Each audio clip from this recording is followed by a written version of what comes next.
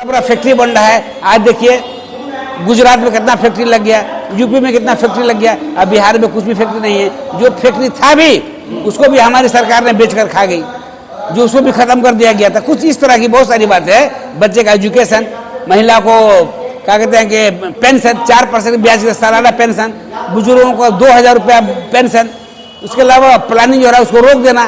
Matric तक सारे बच्चे को फ्री शिक्षा देना, घर से स्कूल तक ले जाना, स्कूल से घर तक लाना। किसानों को जो है मनरेगा से खर्चा उसको जोड़ करके उससे खर्चा सेव कर देना और उसका खेती फ्री में करवा देना, सारा व्यवस्था कर देना। ये व्यवस्था किसने सोचा? आज तक जितने भी सरकारें आई और गई, इस तरह का व्यवस्था आज तक किसी ने नहीं सोचा। तो प्रशांत ये लबी जो लगा ना, ये सब सरकार से ज़्यादा अच्छा लबी लगा। और उनकी इसी बात सबको लेकर के हमको अच्छा लगा, क्योंकि हम समाज का सेवा करते हैं। समाज के हित में बात होनी चाहिए और समाज का भलाई का काम होना चाहिए, जो आज तक आरजेडी में नहीं मिला है।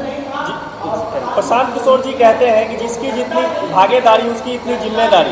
तो क्या लगता है कि मधुबनी जिला में 10 विधानसभा सीट है, तो माइनॉरिटी यानी कि मुस्लिम के लिए कितना सीट होना चाहिए आपके हिसाब से?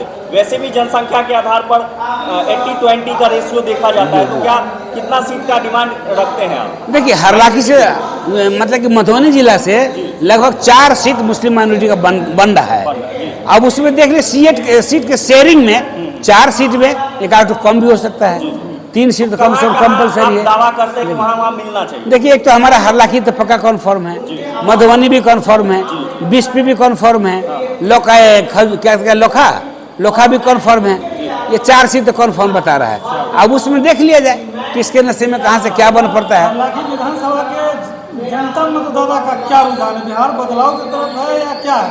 इसके बारे में आप क्या कहेंगे? देखिए, हरलाखी विधानसभा के जितने भी मतदाता हैं, सबों का एक ही रुझान, हमने घूमते हैं जहाँ जहाँ गली गली घूमते हैं, सबका एक ही रुझान है कि इस बार बदलाव का भावना है।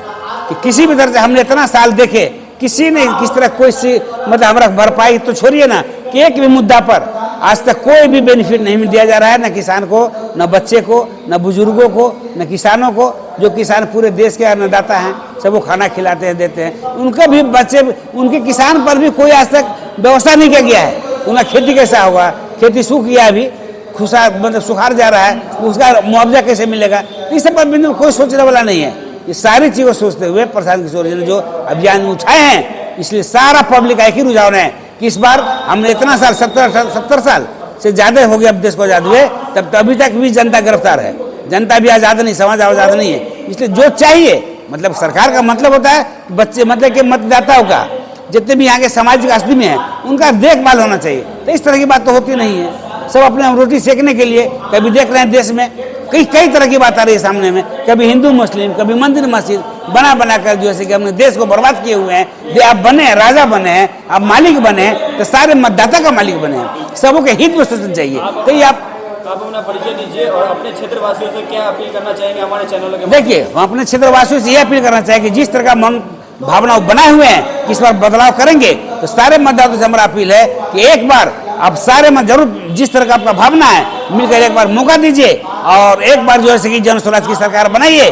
ये 5 साल का मुद्दा देख लीजिए और एक बार मौका देकर बना लीजिए।